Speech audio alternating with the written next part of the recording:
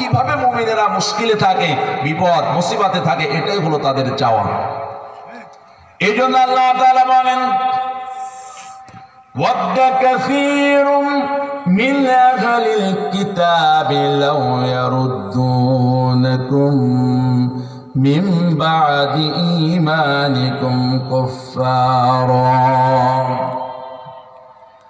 আহলে কিতাব মানে হলো ইহুদি এবং নাসারা। ইহুদি এবং খ্রিস্টানদের মধ্যে কিছু মানুষ আছে যারা কামনা করে, যারা চায় মুমিনেরা ঈমান গ্রহণ করার পর ঈমানের প্রবিচল না থেকে আবার যেন আস্তে আস্তে তারা কুফুরের দিকে ফিরে আসে। নাউজুবিল্লাহ বলবেন না?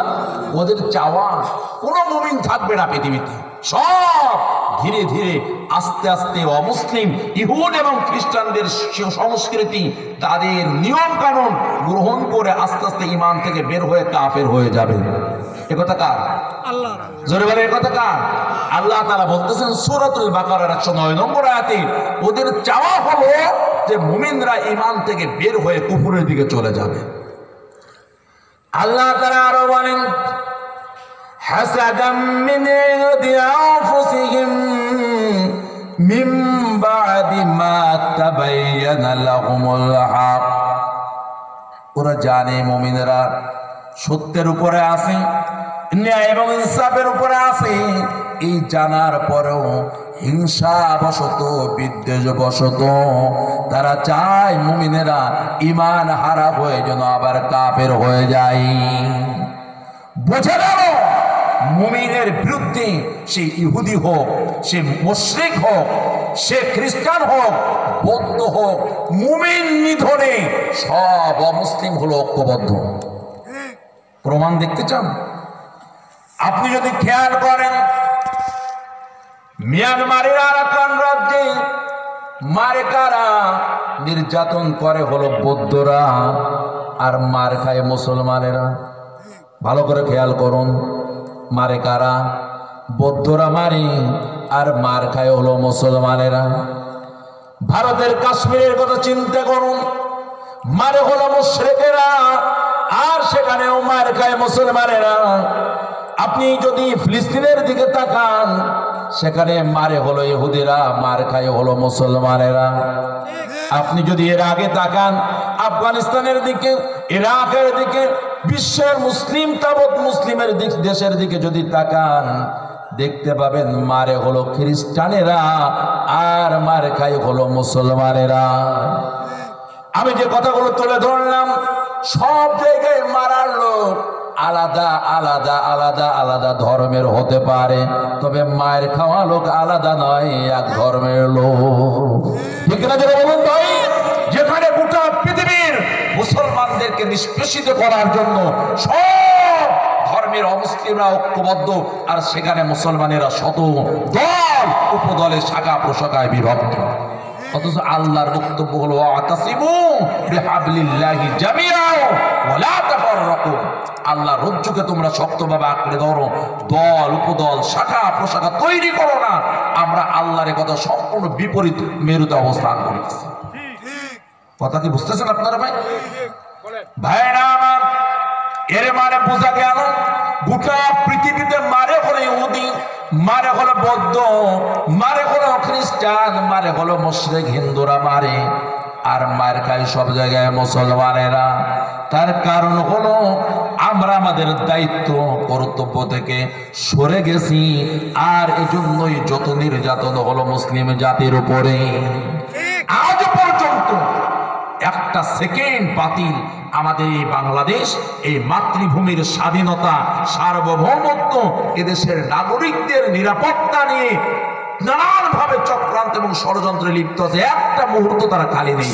কিভাবে বাংলাদেশকে অস্থিতিশীল করা যাবে এ ব্যাপারে অমুসলিমেরা এবং তাদের সাথে সবচেয়ে বড়ভাবে যোগ হয়েছে মুনাফিকরা।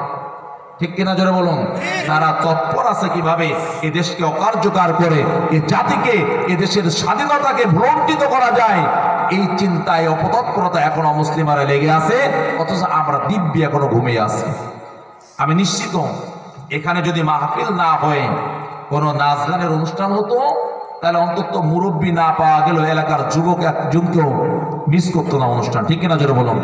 এমনকি যদি সে আয়োজনে টিকিটের ব্যবস্থা করা হতো, তারপরও টিকিট বিক্রি হয়ে যেত, বাকি থাকতো না একটা। তাহলে আমরা মুসলিম জাতি মায়ের খাবো না তো কারা খাবে? আমরা কোরআনের আলোচনা দিলে, মাদ্রাসার মাহফিলে আমরা আসতে চাই না। একটু শীত, একটু বর্ষা, নানান অজুহাত খাড়া করে আমরা আল্লাহর ডাকে সাড়া দিতে চাই না। অথচ সেই সুযোগেই অমুসলিমরা ঐক্যবদ্ধ হয়ে মুসলমানদের উপর আক্রমণ করতেছে। জোরে বলো ঠিক কিনা ভাই? আমাদের দেশে আছে হিন্দু, বৌদ্ধ, খ্রিস্টান ঐক্য পরিষদ।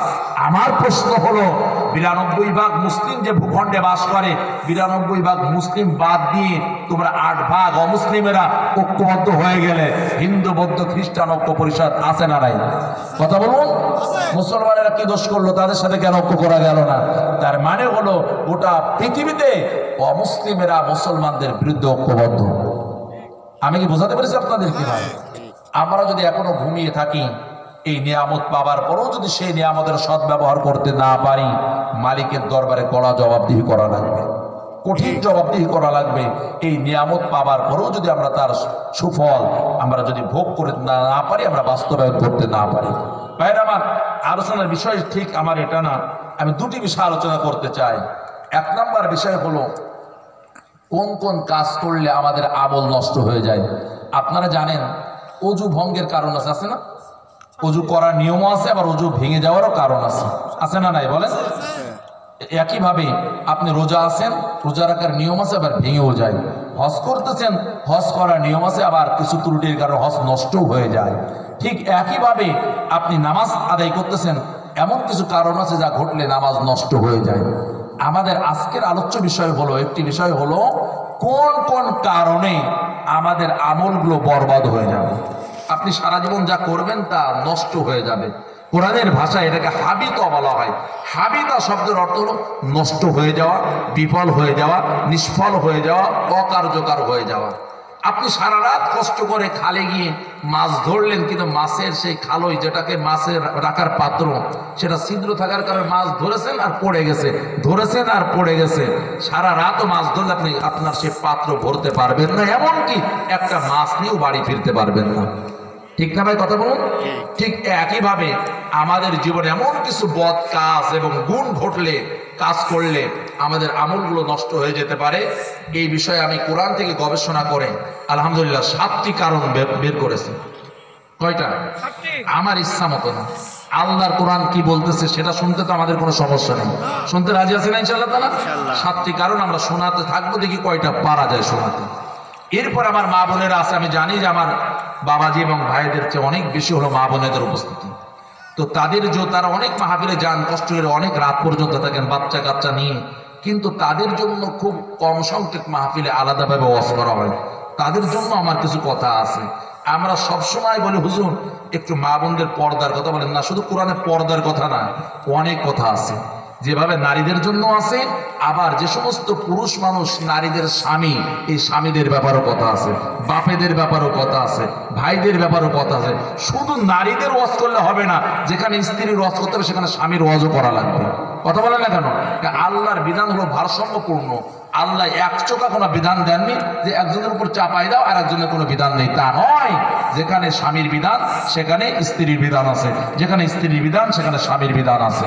সুতরাং আমরা মা বোনদের জন্য কিছু কথা বলার চেষ্টা করব।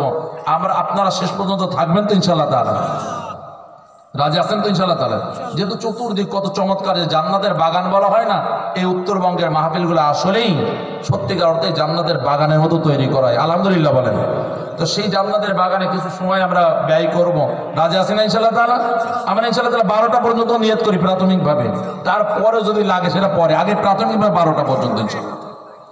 তাহলে আমাদের প্রথম আলোচ্য বিষয় হলো কোন কোন কারণে আমল নষ্ট হয়ে যায়। বুঝতে পেরেছেন আপনারা? কয়টা কারণ বলেছি? 7 কারণ। কয়টা? 7 কারণ। ওযু ভঙ্গের কারণ কয়টা? 7 কারণ। সেইটা মনে রাখলে এটা মনে রাখা যাবে। 7 কারণে আমাদের আমল বিনষ্ট হয়ে যাচ্ছে। আমি সারাদিন কষ্ট করতেছি। ভাই বলেন তো, একজন মানুষ কষ্ট করে, কৃষক, এই যে আপনারা আলু লাগাচ্ছেন জয়পুর হাটে, তাই না? সারা মাঠে আলু আর আলু, সব আপনি করলেন, চাষ করলেন, আলুর চারা হলো, যখন তুলবেন তার আগে কোনো একটা কারণে প্রচন্ড বৃষ্টি হয়ে বা অন্য কোনো প্রাকৃতিক দুর্যোগের কারণে সব পচে নষ্ট হয়ে গেল, তাহলে যে লোকটা এতদিন